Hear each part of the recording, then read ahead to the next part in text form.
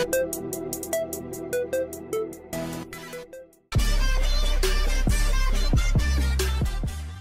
man who travelled to Jamaica with his godson and an older family friend has been shot dead at a major party.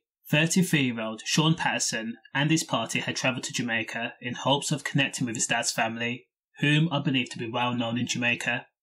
He'd left his fiancee, whom he had planned to marry later this year, and their dog at their family home in Hounslow. And the sad thing about it is, Sean had only been in Jamaica for 2 days prior to this tragic incident.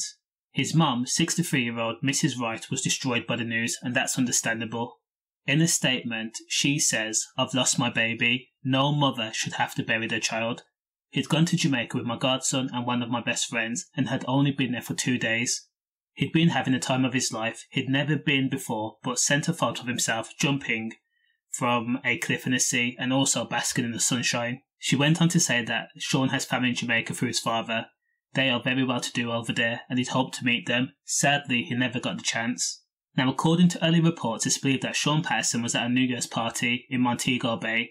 He was lounging by the pool talking to friends, having a good time. Now, while talking, laughing, smiling and giggling, someone pulled on his arm.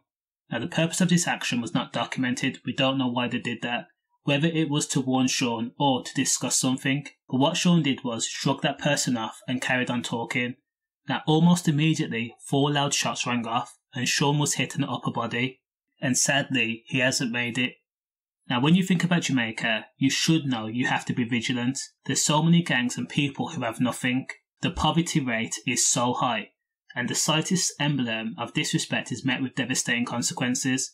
Now, I'm not personally saying that Sean was the intended target or it was a case of mistaken identity. The real fact is we don't know why this happened.